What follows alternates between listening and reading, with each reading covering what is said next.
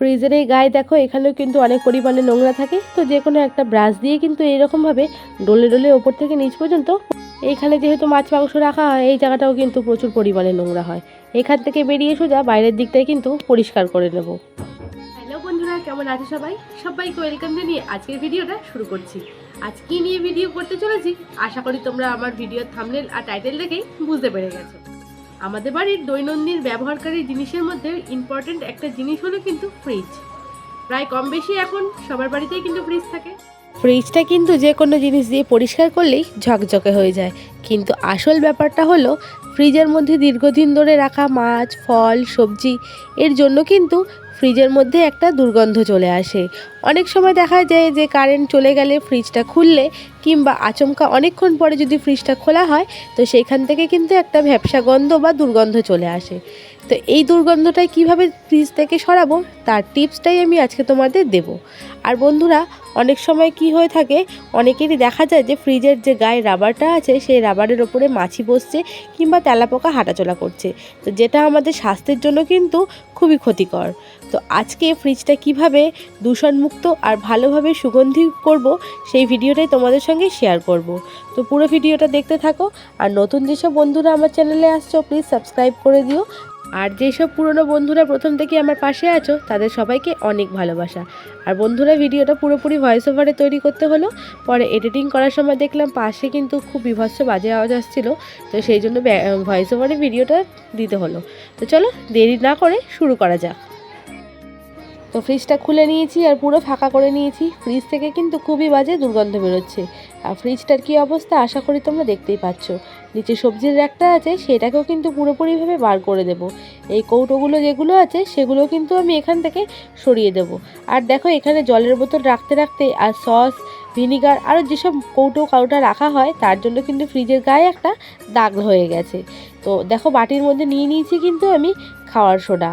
এই খাওয়ার সোডাটা দিয়েই হবে কিন্তু আসল কাজ। তো চলো বন্ধুরা শুরু করছি। তো ফ্রিজের মধ্যে আমি চামচ দিয়ে খাওয়ার সোডাগুলোকে ভালোভাবে ওপর থেকে নিচ পর্যন্ত কিন্তু ছড়িয়ে দেব। এখানে কিন্তু প্রায় অনেকটা পরিমাণে খাওয়ার সোডা আছে, তোমরা চাইলে এর মধ্যে অল্প করে জলও দিয়ে দিতে পারো। তো আমি ওপর থেকে নিচ অবধি কিন্তু খাওয়ার সোডাটাকে ভালো করে ছড়িয়ে দিচ্ছি। ডিপ ফ্রিজেও কিন্তু আমরা কাঁচা মাছ মাংস রেখে থাকি। তো এইখানে বরফের চাকতিটা যেহেতু এখনও শক্ত হয়ে আছে তার ওপরেও কিন্তু আমি দিয়ে দিলাম বেশ খানিকটা খাওয়ার সোডা। খাওয়ার সোডা দিয়ে ফ্রিজটাকে কিন্তু আধ ঘন্টা থেকে 45 মিনিট বন্ধ করে রেখে দিতে হবে, যাতে খাওয়ার সোডার যেই গন্ধটা রয়েছে সেটা কিন্তু পুরো ফ্রিজের মধ্যে ছড়িয়ে পড়তে পারে। তো ফ্রিজটা আমি পুরোপুরিভাবে বন্ধ করে দিলাম। এবার চলে আসলাম আসল উপাদানে। ফ্রিজটা পরিষ্কার করার জন্য আমাদের নামমাত্র 3টে জিনিসই কিন্তু লাগবে, সেটা হচ্ছে খাওয়ার সোডা, লেবু আর শ্যাম্পু। এখানে আমার কাছে কৌটোর শ্যাম্পু ছিল তো আমি সেটাই ব্যবহার করেছি। তোমাদের কাছে যদি পাতা 1 টাকা 2 টাকা দামের শ্যাম্পু থাকে সেগুলোও কিন্তু তোমরা ব্যবহার করে নিতে পারো। তো বাটির মধ্যে খাওয়ার সোডা, তার মধ্যেই আমি লেবুর রসগুলোকে চিপে দিয়ে দেব। বন্ধুরা, লেবু যদি না থাকে তোমরা কিন্তু ভিনিগারও ইউজ করতে পারো। আর লেবু তো কম বেশি সবার বাড়িতেই প্রায় থাকে। তো এইখানে কিন্তু একটা গোটা লেবুর আমি রস করে নিয়েছি। এর মধ্যে দিয়ে দিচ্ছি এবার শ্যাম্পু, লেবুর রস, খাওয়ার সোডা, এই 3টে জিনিস দিয়ে ভালো করে মিশিয়ে নেব। এর মধ্যে দিয়ে দিলাম জল দিয়ে এই 3টেকে ভালো করে মিশিয়ে নিয়ে একটা লিকুইড বানিয়ে নেব, যেটা ফ্রিজে আমরা পরিষ্কার করার সময় ব্যবহার করব। এবার একটা এরকম স্প্রে বোতল নিয়ে নেব। আমার কাছে কলিনের বোতল ছিল সেটাই নিয়েছি। তোমাদের কাছে যদি অন্য যে কোনো স্প্রে বোতল থাকে সেটার মধ্যেই কিন্তু এই মিশ্রণটাকে ভালো করে ঢেলে নেবে।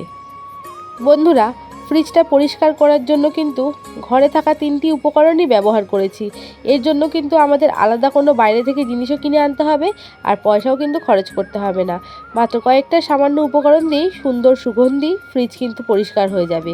তো দেখো ভেতরে কিন্তু আমি লিকুইডটাকে ঢেলে দিয়েছি, দিয়ে বোতলটাকে ভালো করে ঝাঁকিয়ে নেব। তো চলো এগিয়ে যাই নেক্সট স্টেপে। ফ্রিজটাকে কিন্তু আমি প্রায় 45 মিনিট মতন বন্ধ করে রেখেছিলাম। এবার এর মধ্যে যে ট্রেগুলো আছে এগুলোকে বাইরে বার করে নেব। ট্রেগুলোকে বার করে কিন্তু সাবান আর স্কচ ব্রাইট দিয়ে ভালো করে পরিষ্কার করে নেব। এর ওপরে যে চিল ট্রেটাও রয়েছে এটাকেও আমি বার করে নেব, নিয়ে সমানভাবেই সাবান দিয়ে পরিষ্কার করে নেব। সাবান দিয়ে পরিষ্কার করার ফলে কিন্তু দেখবে একদম পরিষ্কার ঝকঝকে হয়ে যাবে এবং ভালো সুগন্ধ বেরোবে। আর এছাড়া কোনো মাছিও বসবে না। বন্ধুরা, মাছি বা তেলাপোকা কিন্তু সাধারণত ফ্রিজের ভেতরে কিন্তু আসে না, ফ্রিজের গায়ে যে রাবারটা আছে তার ওপর থেকে কিন্তু চলাফেরা করে। তো আমি বোতলটাকে ভালো করে ঝাঁকিয়ে নিয়েছি। এবার ফ্রিজের পুরো গায়ে কিন্তু সমান তালে স্প্রে করে নিচ্ছি। এরপরে বাড়িতে যে কোনো রাখা একটা পুরনো কাপড়ের টুকরো জলে ভিজিয়ে স্পঞ্জ করে নিয়েছি। নিয়ে এবার ভালো করে ফ্রিজের গাগুলো কিন্তু ডলে ডলে পরিষ্কার করে দেবো। এক হাত দিয়ে স্প্রে করব, আর এক হাত দিয়ে কিন্তু ফ্রিজের গাগুলোকে ডলে ডলে পরিষ্কার করে নেব।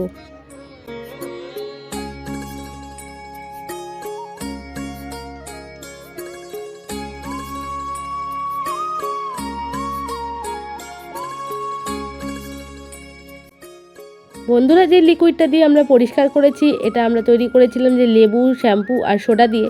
এর ফলে কিন্তু একটা সুন্দর ফ্লেভার বেরোবে। পরিষ্কার করার পরে তোমরা নিজেরাই কিন্তু কতটা নোংরা ছিল আর কতটা দুর্গন্ধ বেরাচ্ছিল, তো নিজেরাই কিন্তু এর এফেক্টটা বুঝতে পারবে। তো বন্ধুরা, আমি একটা বালতি নিয়ে নিয়েছি।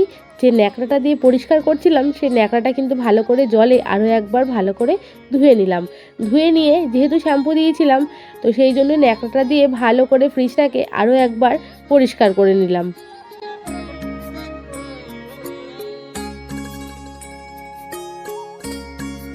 তো বন্ধুরা, এবার আমরা চলে এসেছি নিচ দিকটায়, যেখান দিকটায় সবজিগুলো রাখি সেইখানটায়। তো এইখানেও কতটা পরিমাণে নোংরা হয়েছে সেটা দেখে বুঝতেই পারছো। প্রথমে ন্যাকড়া দিয়ে যে জলটা বের হচ্ছিল সেই জলটা ভালো করে পরিষ্কার করে নিলাম। নিয়ে আরও একবার ন্যাকড়া দিয়ে যেটুকু বর্জিত জল ছিল সেটুকু কিন্তু পরিষ্কার করে নেব। এরপরে ন্যাকড়াটা আরও একবার ভালো করে ভিজিয়ে নিয়ে ফ্রিজের সামনে, অর্থাৎ একদম দরজার সামনে যে নোংরাগুলো রয়েছে সেগুলো কিন্তু আমি পরিষ্কার করে নেব। তো দেখো, ন্যাকড়া দিয়ে জলগুলো পরিষ্কার করে নিয়েছি। এই জায়গাটাতেও কিন্তু এই লিকুইডটা আরও কয়েকবার স্প্রে করে দেব, দিয়ে ন্যাকড়া দিয়ে ভালো করে পরিষ্কার করে নেব।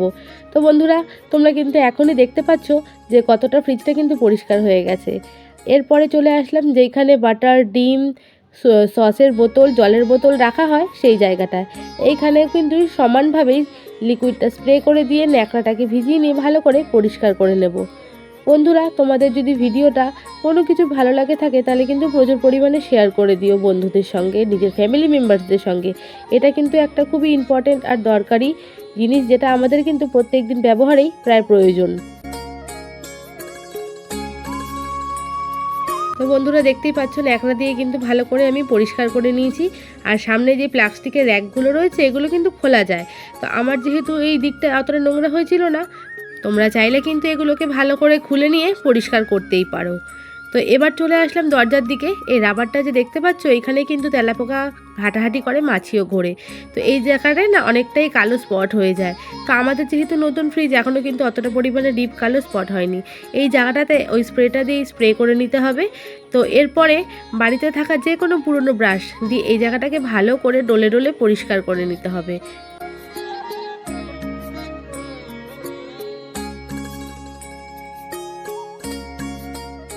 তো দেখো বন্ধুরা, এর মধ্যে যে কালো কালোগুলো লেগে আছে ব্রাশ দিয়ে ডলার ফলে কিন্তু বেশ কালো কালোগুলো পরিষ্কার হয়ে যাচ্ছে। ওপর থেকে নিচ পর্যন্ত কিন্তু ভালো করে স্প্রে করে ব্রাশ দিয়ে ডলে ডলে জায়গাটাকে পরিষ্কার করে নিতে হবে।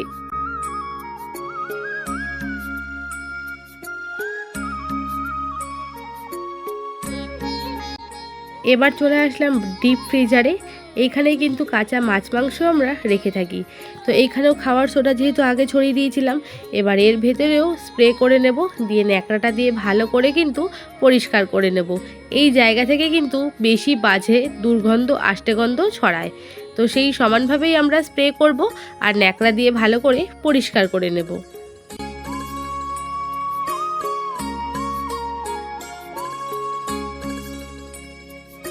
তো বন্ধুরা, ফ্রিজের ভেতরটা যেহেতু আমরা পরিষ্কার করলাম, তাই ফ্রিজের বাইরেটাও কিন্তু পরিষ্কার করব। আর আমরা তো সবাই জানি ফ্রিজের বাইরেটা পরিষ্কার করার জন্য কলিন ব্যবহার করি। তো আমিও কিন্তু সেই কলিনটাকে বাইরের দিকে স্প্রে করে নিলাম, নিয়ে ভালো করে পরিষ্কার করে নিচ্ছি। তবে ফ্রিজের বাইরে যে জায়গাটা সবচেয়ে বেশি নোংরা হয় সেটা হচ্ছে হ্যান্ডেলটা ধরেই যেহেতু ফ্রিজটা টেনে টেনে সবসময় খোলা হয়, তো সেই জন্য কিন্তু ওই জায়গাটাই সবথেকে বেশি নোংরা হয়। তো কলিন দিয়ে স্প্রে করে ওই ন্যাকড়াটাতেই কিন্তু ভালো করে আমি মুছে নিচ্ছি। অবশ্যই কলিনে মোছার আগে ন্যাকড়াটাকে ভালো করে জলে ধুয়ে নিয়েছি। তো ফ্রিজটাকে কিন্তু এবার ইলেকট্রিকের সঙ্গে যোগ করে দিয়েছি। বন্ধুরা বলে রাখি যে ফ্রিজটা পরিষ্কার করার সময় কিন্তু অবশ্যই তোমরা ইলেকট্রিকের সুইচটা অফ করে নেবে। তো দেখো এখন আমার যেহেতু পরিষ্কার করা হয়ে গেছে, ফ্রিজটাকে আবার চালু করে দিয়েছি। আর কি সুন্দরভাবে পরিষ্কার হয়েছে তোমরাই দেখে বলো। একদম কিন্তু ঝকঝক করছে আর কোনো রকম গন্ধ একদমই নেই। তো কেমন লাগলো তোমাদের এই ফ্রিজ পরিষ্কারের টিপসগুলো অবশ্যই কিন্তু কমেন্টে জানিও। ওপরে যে র্যাকগুলো ছিল সেইগুলো কিন্তু পরিষ্কার করে নিয়েছি। আর যেহেতু অনেকক্ষণ প্রায় ফ্রিজ বন্ধ ছিল, জলগুলো গরম হয়ে গেছিলো, তো বোতলগুলো কিন্তু আমি প্রায় রেখে দিয়েছি। বন্ধুরা তোমাদের যদি কিছু হেল্প পেয়ে থাকো ভিডিওটা থেকে তাহলে অবশ্যই শেয়ার করে দিও। ভালো লাগলে লাইক শেয়ার কমেন্ট করো। কেমন লাগলো অবশ্যই